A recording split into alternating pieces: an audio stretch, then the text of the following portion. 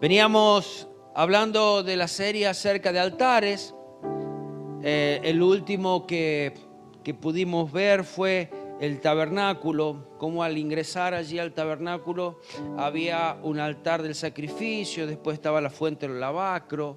En el lugar santo, o en esa tienda, se encontraba el lugar santo y santísimo, donde estaba la mesa de los panes, donde estaba el candelabro, otro altar, pero este del incienso, y dentro del lugar santísimo se encontraba el arca del pacto. Y vamos a continuar hoy con esta serie y vayamos al libro de Levítico, el capítulo 1, y desde el versículo 1 vamos a leer cómo Dios ya comenzó a usar este tabernáculo también. Y dice así la escritura en Levítico 1:1. ¿Tiene su Biblia hoy? Dice: llamó Jehová a Moisés y habló con él desde el tabernáculo de reunión, diciendo: habla a los hijos de Israel y diles: cuando alguno de entre vosotros ofrece ofrenda a Jehová, de ganado vacuno u ovejuno, haréis vuestra ofrenda. Si su ofrenda fuere holocausto vacuno, macho sin defecto lo ofrecerá. De su voluntad lo ofrecerá a la puerta del tabernáculo de reunión delante de Jehová. Y pondrá su mano sobre la cabeza del holocausto y será aceptada por expiación suya, para expiación suya.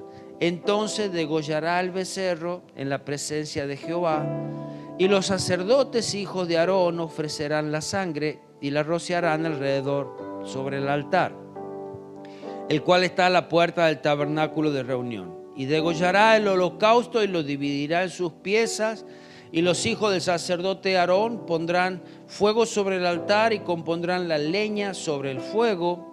Luego los sacerdotes, hijos de Aarón, acomodarán las piezas, la cabeza y la grosura de los intestinos sobre la leña que está sobre el fuego que habrá encima del altar, y lavará con agua los intestinos y las piernas, y el sacerdote hará arder todo sobre el altar. Holocausto es ofrenda encendida, olor grato a Jehová.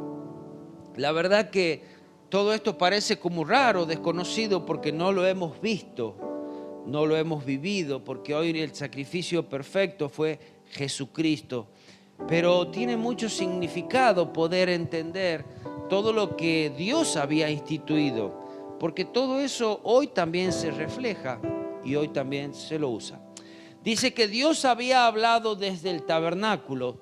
Esto significaba que el tabernáculo ya estaba terminado, que ya había comenzado a funcionar y podía funcionar ese culto correcto como Dios quería. El tabernáculo de reunión era el símbolo de la presencia de Dios en medio del pueblo. Recuerdan que el tabernáculo estaba allí en el medio y todas las tribus estaban alrededor de esto. A la puerta del tabernáculo de reunión, allí era donde estaba el altar del holocausto. Cada uno venía con su ofrenda, y esta puerta más grande que había allí era una entrada para todos, y era necesario que todos puedan entrar allí con su sacrificio. Allí era donde los sacrificios se hacían para todos los israelitas. No era que se hacía donde ellos querían, porque vemos que cuando después empezaron a hacer cada uno su voluntad, donde ellos mismos levantaban un altar de sacrificio, se hacían lugares altos, eso lo habrán leído muchas veces en la Biblia, de pronto terminaban ofreciendo sacrificio a cualquier dios. Entonces Dios dice: no es allá donde ustedes dicen, es donde yo digo. Allí es donde la presencia de Dios se va a revelar, allí es donde debes llevar tu sacrificio. Dios tenía un lugar designado para el sacrificio. Ahora, cuando Dios hace un pacto en el monte Sinaí con Moisés, había tres partes principales de este pacto que Dios hacía. Había una ley que Dios daba, la cual el pueblo debía obedecer. Ahora, esa ley, dentro de esa ley, había un sacrificio. El sacrificio que debía hacer era a causa de violar la ley. ¿Me entiende? Si no hubiese habido ley, no iba a haber pecado. Pero desde el momento que hubo ley, comenzó a aparecer el pecado, o el pecado ya estaba, pero ahora ya tenía nombre. Entonces era necesario un sacrificio para poder cubrir ese pecado. Pero también estaba la posibilidad de que cada uno tenía una elección. Esta era otra de las partes de ese pacto. Y esta elección venía por obediencia o por desobediencia a esa ley. Ambas iban a tener consecuencia. El destino de la obediencia iba a ser bendición y el destino de la desobediencia iba a ser maldición sobre aquel que quebrantare la ley. Entonces, desde esa base, el pueblo iba a transitar a través de la historia, o en bendición o en maldición. Y si nos ponemos a ver la Biblia, por eso la dejó el Señor, para que la podamos ver, para que la podamos estudiar, y podamos ver cómo a medida que el pueblo quebrantaba la ley de Dios, era maldito. Y cuando se volvía a Dios, Dios bendecía sus vidas. Amén. Los israelitas no eran libres de ofrecer sacrificio donde a ellos se les antojaba, como ya lo había dicho, aún incluso si lo hacían con un corazón sincero. Dios dijo, no es allá, es acá, donde Dios había destinado. Dios exigía ante cada sacrificio humildad, obediencia en el pueblo ante este sistema de sacrificios que Él. No era que vos podías venir como querías o traer lo que vos querías o hacer lo que vos querías. Era como Dios decía que tenía que ser. Los sacrificios debían ser centrados en Dios. Todo sacrificio que uno traía, si bien era causa del pecado, pero era causa del pecado para poder restituir esa comunión que se rompía entre Dios y el hombre, entonces era centrada hacia Dios, no hacia el hombre. Veamos, Hebreos 8:5 dice que representaba este tabernáculo para hoy para nosotros, pero para ellos era sombra de lo que había de venir, como dice en Hebreos 8:5, los cuales sirven a los que es figura y sombra de las cosas celestiales. De pronto lo que sucedía aquí en la tierra era cosas que Dios estaba mostrando de lo que sucede en el cielo. Como se le advirtió a Moisés, dice, cuando iba a erigir el tabernáculo, diciéndole, mira, haz todas las cosas conforme al modelo que se te ha mostrado en el monte. Dios nunca va a exigir algo de lo que Él no lo sabe, de lo que no te va a acercar a Dios y de lo que no va a volver a Él, porque dice, todo lo que viene de Él vuelve a Él. Amén. O sea, si en aquel momento el culto a Dios era ofrecido a Él, era mirando a Dios, ¿qué es lo que ha sucedido hoy en la iglesia? Donde el culto se ha transformado, hemos desplazado a Dios del centro, hemos desplazado a Cristo del centro de nuestro culto y hemos levantado al hombre como el centro de nuestro culto. Hemos sacado a Dios como el centro de adoración, hemos dejado de mirar a Dios y hemos dejado de basarnos en las Escrituras. El culto que hoy Dios quiere para Él es centrado en Cristo, basado en la Escritura, adoración hacia Dios y mirando hacia Él. No centrada en el hombre, llamado antropocentrismo. ¿Por qué? Porque hoy el hombre se acerca, ¿para qué? ¿Se acerca para adorar a Dios? ¿Se acerca para buscar a Dios? ¿O se acerca para solucionar sus problemas? Muchos Buscan a Cristo porque así como alguien puede buscar es más, casi siempre después de haber pasado por mano santa, por un brujo, por tantos manos raras, eso, caen a la iglesia y dicen: ya he pasado por todo y no sé qué hacer. Y ahora vos tenés que sacarle todo esos bicheríos que se han tomado por cada lugar donde han ido. Dios lo hace. El hombre busca su bienestar, su salud, su prosperidad, mandando y teniendo a Cristo como ese niñito demandado. Y como hoy vemos esos cadetes que andan en el moto de pedido ya, bueno, pedido ya, y puede ponerle en la parte de atrás que diga Cristo. Eso hemos hecho de Cristo. Lo hemos transformado en un kiosco, en un lugar donde vamos a buscar algo, lo encontramos y si queremos no volvemos nunca más. Dios lo que siempre quiso hacer con el hombre, aún desde que Adán pecó, que ya lo prometió, que iba a restituir esa comunión de Dios con el hombre.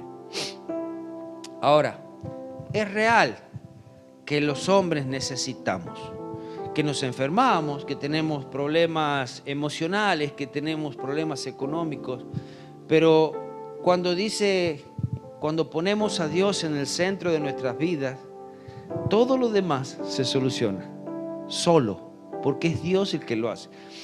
Mira, yo te puedo garantizar, pon a Dios en el centro de tu vida y casi no necesitarás orar por tus necesidades. ¿Por qué? Porque Dios es como aquel padre que sabe lo que el hijo necesita. Haz la prueba. Pon a Dios en primer lugar y no vas a necesitar orar por tu vida. Amén. Ahora, ¿cómo era la forma de estos sacrificios? Era un buen asado para Dios. A Dios le gusta el olor a carne quemada. A Dios le gusta cuando nuestra carne está siendo quemada. Ese sacrificio se llamaba olá, que significa lo que asciende. Cuando hay olor hacia humo, dice: acá uno de mis hijos está entregando su vida, entregando lo que Él es para mí. Entonces hablábamos, ¿se acuerda? El primer día que hablábamos sobre el altar, que es ese lugar de muerte, ese lugar alto, ese lugar donde se ofrece la vida. Y eso es lo que Dios quiere de nosotros, que nuestra vida muera para que Él viva. Porque mientras que nuestra vida vive, sabemos pelear muy bien con Dios. Es más, hasta sabemos cómo ganarle. Y dice: no te metas en lo mío. Y Dios es respetuoso, no se mete. Eso que asciende, que sube en humo al Señor. La ofrenda tiene que ser, dice, un macho sin defecto. Ese animal que se ofrecía a Dios no debía tener ningún defecto evidente, por lo menos a la vista. Dios no aceptaría un sacrificio defectuoso. Aún hoy Dios no acepta un sacrificio defectuoso. Dios no quiere las cosas a media. Dios no se conforma con la mitad de mí y la otra mitad, no, yo me encargo de la otra mitad. Para vos tenés 2 horitas de mi vida, así como destinamos 2 horas para ir a jugar al fútbol, hacer un deporte, ir al colegio. Así hacemos nuestra vida, les destinamos 2 horitas a Dios. Y como ya lo escuché muchas veces, dice: ya cumplí con Dios. Nunca terminamos de cumplir con Dios, porque Él está todos los días con nosotros. O sea, nuestro sacrificio, nuestra alabanza también debe ser todos los días. El sacerdote, cuando traían ese animal, el sacerdote comenzaba a examinar ese animal que habían traído y él confirmaba si era apto para hacer el sacrificio, y si no, lo debían rechazar por alguna imperfección evidente. Los animales machos siempre eran los más caros. Por un lado, siempre eran los más caros. El macho es el que reproduce, el macho es el que tiene más fuerza, el macho es el más grande. Y esto demuestra un principio que Dios quiere de nosotros. Él pretende y merece lo mejor. Siempre Dios va a pretender y va a merecer lo mejor. Nuevamente lo repito, Dios no es deudor de nadie. Cuando tú le das lo mejor a Él, Él también te da lo mejor. Él ya te dio lo mejor, ya te dio la vida eterna. Había una tentativa en el oferente y era de poder engañar a Dios, trayendo uno ahí que tenía algún defecto. En otras ocasiones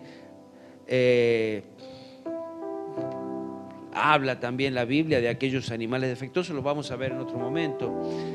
Podía traer un animal enfermo, un animal inútil, un quebrado,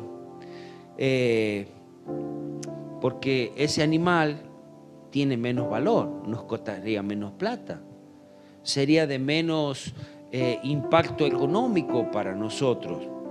Pero Dios ve todo eso. Pensamos, total es para Dios. Dios no lo ve. Si ya me sacrifiqué.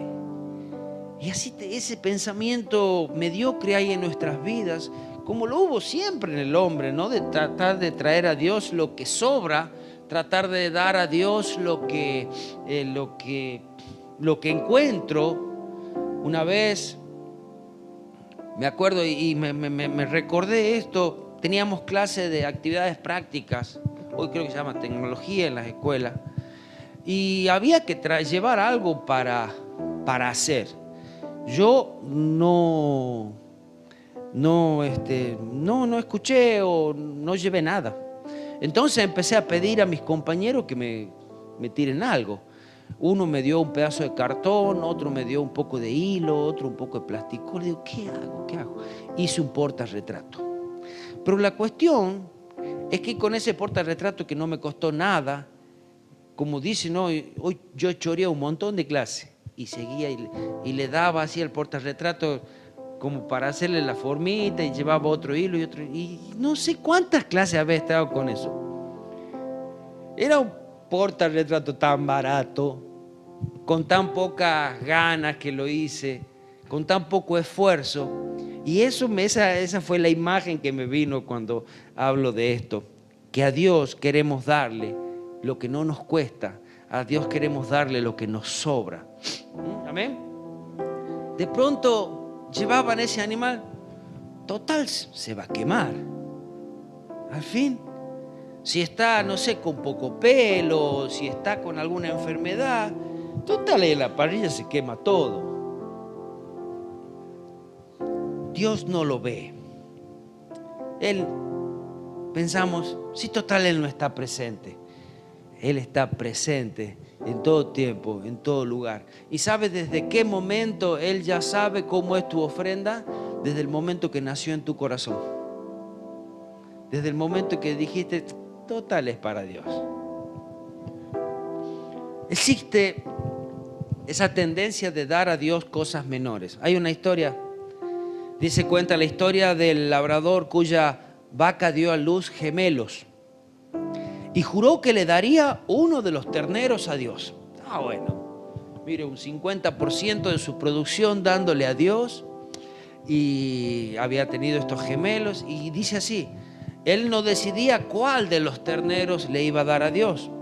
Hasta que un día uno de ellos murió. Una pena. Entonces le dijo a su esposa, adivina qué. ¿Qué? Dice la gorda. El ternero de Dios murió hoy.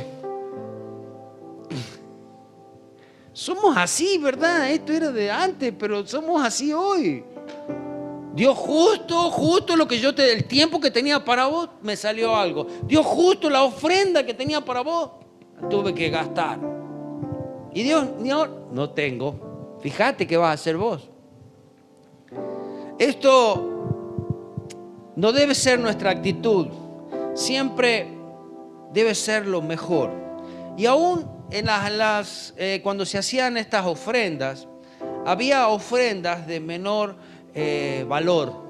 Pero el menor valor no significaba que era de menor importancia para Dios, porque Dios exigía lo que cada uno podía. A veces lo mejor de nosotros es pobre, pero es lo mejor que yo tengo. ¿Recuerda la ofrenda de la viuda que tan solamente llevó las 2 moneditas? Era nada. Pero Dios sabía que la actitud del corazón, ella estaba dando todo. No estoy hablando de dinero, sino que estamos hablando del corazón. Levítico 5:7 dice: y si no tuviere lo suficiente para un cordero, traerá a Jehová en expiación por su pecado que cometió 2 tórtolas o 2 palominos, el uno para expiación y el otro para holocausto. Le decía, bueno, vas a traer 2 palomas. No importa si no tenés una vaca, no importa si no tenés un cordero, vas a traer 2 palomas para hacer el holocausto. Ofrecer animales de pobre calidad era un insulto, pero no en este caso, que era lo que él tenía. Cuando uno da algo de pobre calidad, enfermo, con defecto, eso delata la actitud del corazón del adorador. Quizás voy a ponerme a mí, no voy a poner a otro. Quizás lo que yo preparo para predicar, si yo agarro algo así nomás, total, yo leo un pasaje y que sea lo que Dios quiere, lo que salga del corazón. No, yo sé que Dios se merece algo mejor. Dios pretende que yo pase tiempo, oración, búsqueda, quizás hasta algo tan simple como el significado de algunas palabras y poder dar algo bueno, porque cuando yo estoy dando algo es primero que lo doy a Dios. Amén. Pasa así cuando vamos a dar cualquier cosa a Dios, sea nuestra alabanza, estando allí sentado, nuestra adoración, nuestra oración, nuestras ofrendas, nuestro servicio, lo que cantamos, cuando tocamos, cuando predicamos, cuando destinamos el tiempo al Señor. Dios no quiere una ofrenda forzada. Eso no le sirve a Dios. De pronto, ¿y ahora qué vas a hacer? Tengo que ir ahí al tabernáculo a llevar esta oveja para matarla por culpa tuya. No, eso no, Dios no quiere, no le sirve. Es una ofrenda de manera indiferente, con falta de gratitud o con falta de compromiso hacia Dios. Eso no le sirve a Dios. Nosotros pensamos que Dios, fíjate, yo ya cumplí, yo estoy acá, anótalo bien porque hoy vengo, pero no sé si voy a venir dentro de los 2 meses. Y si tenés la presencia mía hoy, aplaudí, Dios, conformate. Nosotros necesitamos de Dios. Pedro se refería a un sacrificio perfecto cuando hablaba de Cristo como el Cordero sin mancha, 1 de Pedro 1:19, sino con la sangre preciosa de Cristo como de un Cordero sin mancha y sin contaminación. El holocausto podía ser de ganado, de oveja, de cabra, de aves. Se podía hacer la misma ofrenda, era la misma ofrenda, pero con estos distintos animales. Lo que diferenciaba era la capacidad económica del adorador. ¿Amén? ¿Estamos entendiendo? O sea, alguien humilde o pobre podía venir con 2 palomitas, iba a ser lo mismo que alguien rico con una vaca. Así que era el mismo sacrificio, valían lo mismo, porque era según el corazón. Sin embargo, cada una de estas ofrendas era de olor grato a Jehová. El que ofrendaba, aquí había algo muy importante en esto, dice que ponía la mano sobre la cabeza del animal. Levítico 1:4 dice: y pondrá su mano sobre la cabeza del holocausto y será aceptada para expiación suya. Esto no sería una simple palmadita o no sería, bueno, ¿qué va a hacer, amigo? Hoy te toca morir por mí. No, no era así. Realmente este animal era llevado por mí, por mi culpa. Era un acto, cuando ponía la mano sobre la cabeza, era un acto de poner su mano, de apretar su cabeza, de apoyarse sobre ello. Y todavía de pronto incluía una oración pidiendo perdón, una oración pidiendo que hubiese realmente una expiación por su pecado. Una expiación significa, la palabra en hebreo es kofar, que es cubrir. Por eso dice que eran cubiertos los pecados. La idea de que el pecado, la culpa del individuo se cubría con la sangre derramada de esa víctima, de ese sacrificio. Entonces, literalmente, ese animalito estaba muriendo por culpa mía. Porque ese animal era indefenso, no tenía la culpa de nada. Culpa de mi pecado estaba muriendo. Por eso cuando Juan Bautista vio a Jesucristo, dijo en Juan 1:29, he aquí el Cordero de Dios que quita el pecado. Porque sabemos que todos aquellos sacrificios eran imperfectos, porque aquellos sacrificios solamente encubrían el pecado. Fue Jesús quien quitó el pecado. Amén. Por eso fue un sacrificio perfecto. En el Antiguo Testamento, el pecado se cubría hasta la redención completa de Jesús en la cruz. Todos aquellos que murieron, todos aquellos que ofrecían sacrificio, tu pecado era cubierto hasta el día que Jesús murió, y allí fueron quitados esos pecados, aunque hayan muerto antes. En el Nuevo Testamento, el pecado es eliminado.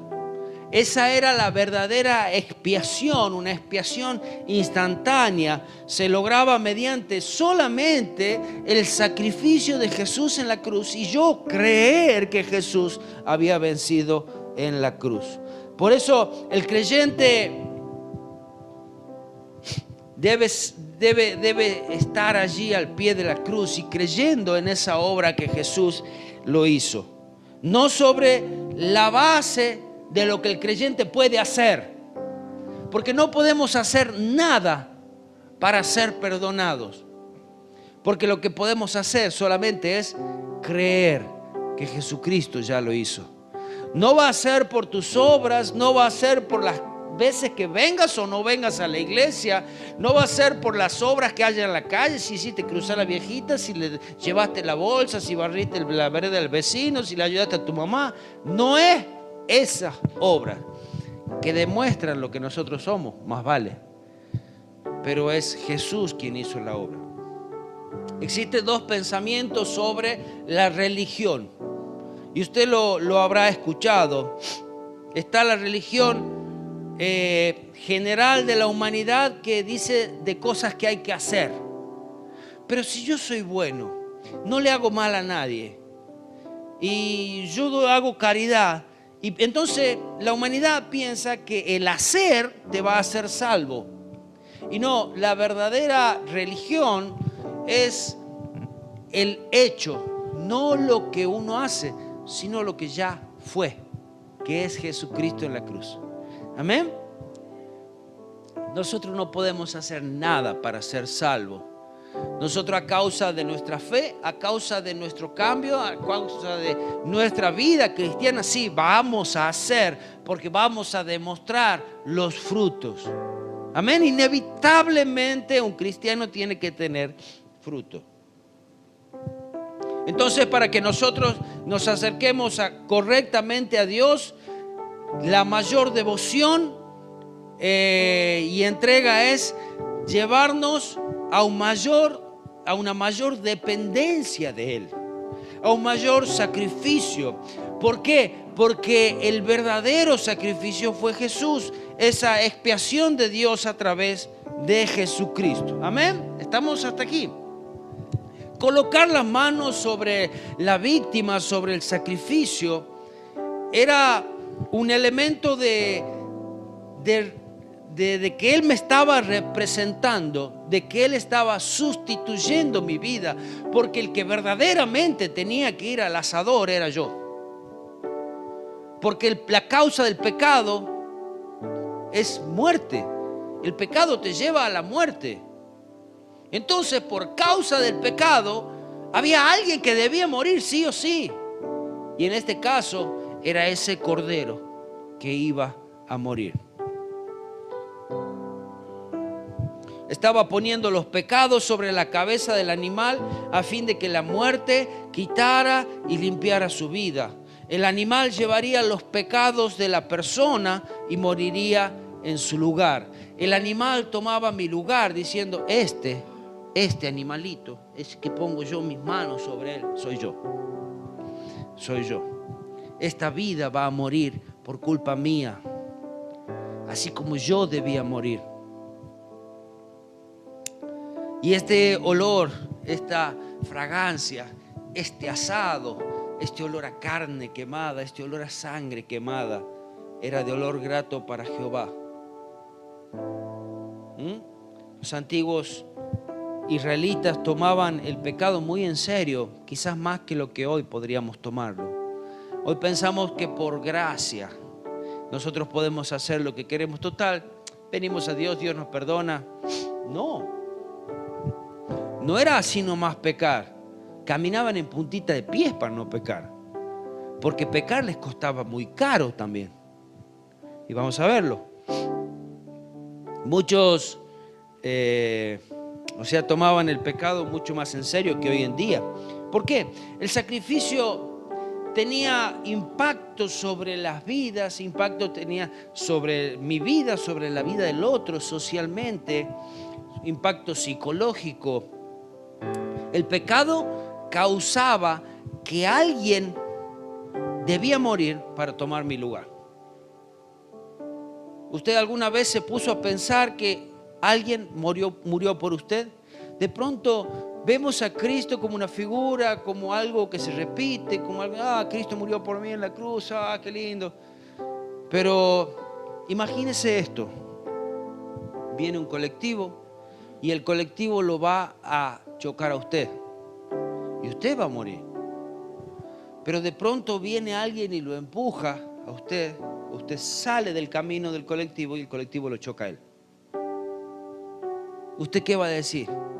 Ese fue mi Salvador, ese murió por mí. Literalmente eso era lo que sucedía con ese animalito que uno llevaba.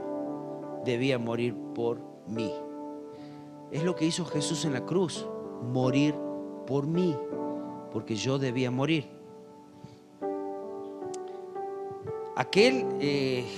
Mira, no sé cómo iba a estar tu cabeza, pero literalmente el que llevaba el sacrificio era el que ponía las manos sobre este animal, aparte de que lo había criado, aparte de que lo había llevado todo este camino, quizás le dio agua, quizás le dio comida por el camino, no sé, comió de su mano. Era el que ponía las manos sobre la cabeza y era el que le cortaba el cuello. Agarraba el cuchillo y le cortaba el cuello. Hoy en día, yo no sé cuántos de la juventud nueva ha visto alguna vez degollar una gallina, un chancho, algo. No sé. Ya conocen los pollos hechos. Cuando dibujan un pollo, lo dibujan ya sin pluma. Tenía un impacto financiero. Tenía que ser de lo mejor del ganado. No era, a ver, aquel que este salió medio rengo. Bueno, le ofrecemos a Dios. No, tenía que ser el mejor. Viste, cuando nace esos toros, vos decís, este es para reproducción, o un caballo. Tanto así es en las ovejas, tanto así es en los chanchos, en todo. Bueno, el mejor que nacía era para Dios. No era el que estaba enfermo, no era el que nació más chiquitito, no era el que agarraba la última teta, no era el que mejor, el que agarraba mejor teta, que comía mejor, el que era más fuerte. Ese iba a ser para Dios. El animal no debía ser un animal que se lo compraba. No es que yo voy llegando al templo y dice, che, ¿a cuánto está ese? Y eso está tanto, tomá, dámelo. Y caía ahí con el corderito bajo el brazo. No, era un animal doméstico. Vos lo tenías que haber criado, comió de tu mano, lo tuviste en tu casa. Vos fuiste a comprar alimento, a cortar pasto. Quizás lo curaste en algún momento. Nació en tu campo. Era un recordatorio tangible del pecado.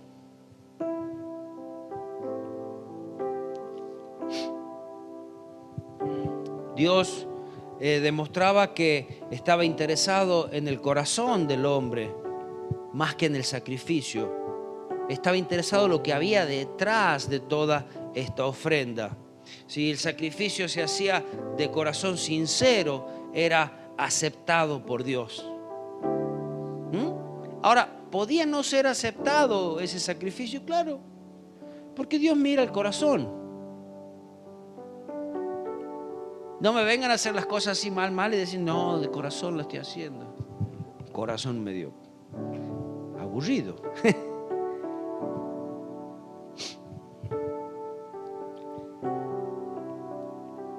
Dios aceptaba un ave de un pobre como también el becerro de un rico. El sacrificio sencillo de un hombre pobre podía ser de olor grato para Jehová.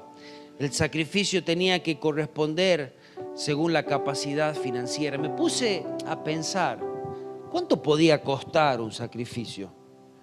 Y veamos, a ver, un cordero adulto, ya capaz que de un año más o menos, tenía entre 40 y 160 kilos. Pongamos 100 kilos. A razón de 5.000 pesos, un kilo de carne o de todas las otras cosas. ¿Cuánto es? A ver, alguien que sea rápido. 100 por 50, 50.000, 500.000.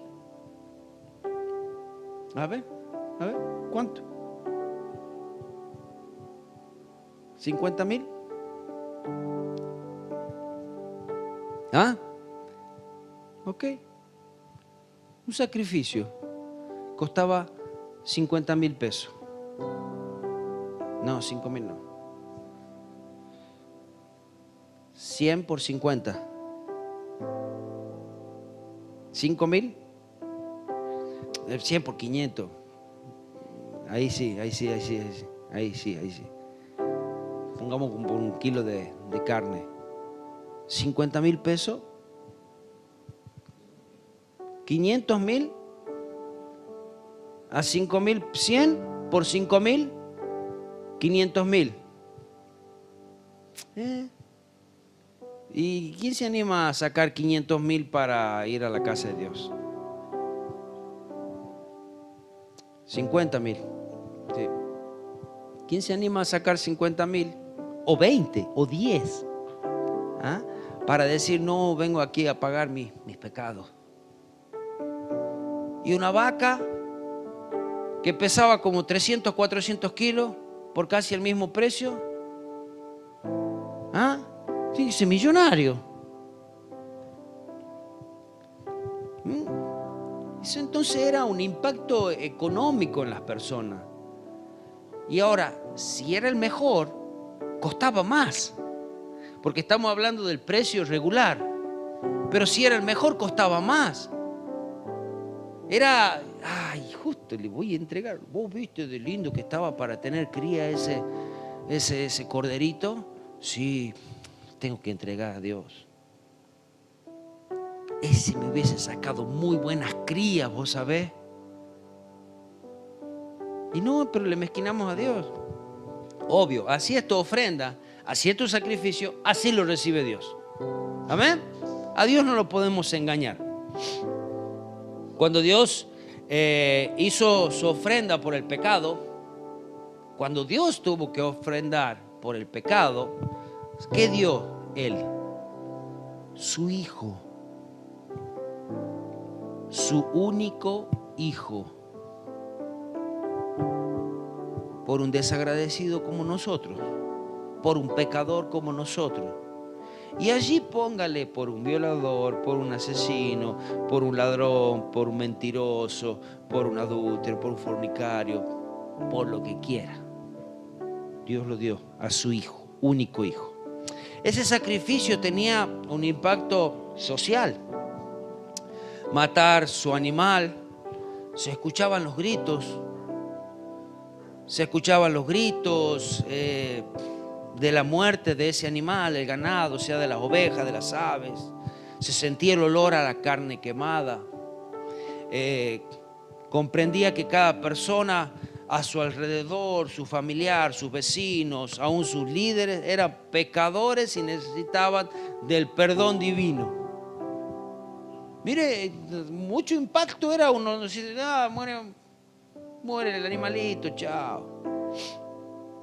Tenía un impacto espiritual.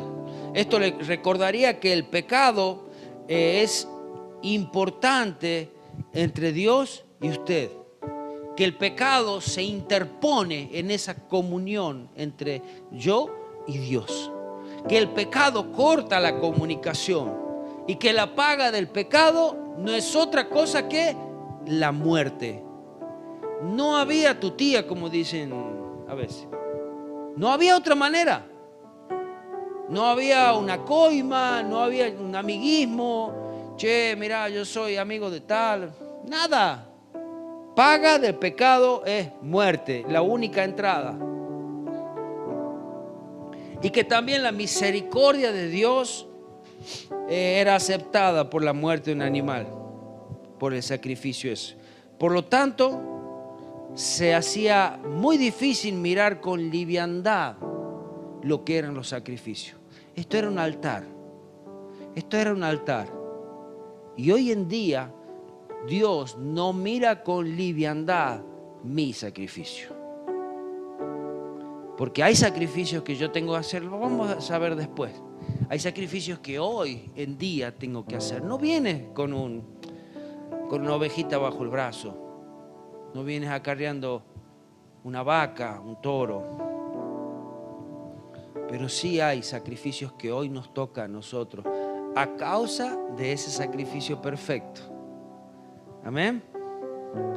Hacemos bien en recordar que nuestro sustituto, que esa ovejita que fue muerta, el cordero perfecto, fue Jesucristo. Y hacemos bien en venerarlo, en adorar, en agradecerle, en levantar nuestras manos hacia Él. Amén. Dios bendiga esta palabra. Te damos gracias, Señor, porque tú nos enseñas, y gracias porque por sobre todas las cosas, por ese sacrificio perfecto que fue Jesucristo. Jesucristo, quien cargó con el pecado de todos nosotros, y que hoy podemos venir ante ti con un corazón quebrantado, con un corazón sincero, con un corazón, Señor, humilde ante ti, Señor, y te damos gracias por esa obra en la cruz. Y sabemos que aún esa sangre nos limpia de todo pecado. Esa sangre es activa hoy.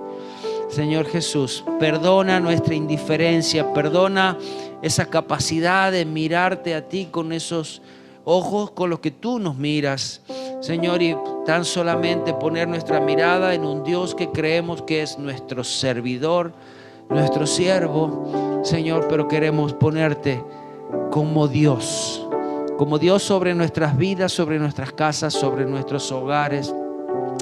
Señor, agradecidos por esa obra perfecta en la cruz, que quitaste el pecado de en medio de nosotros para que el hombre pueda tener comunión contigo.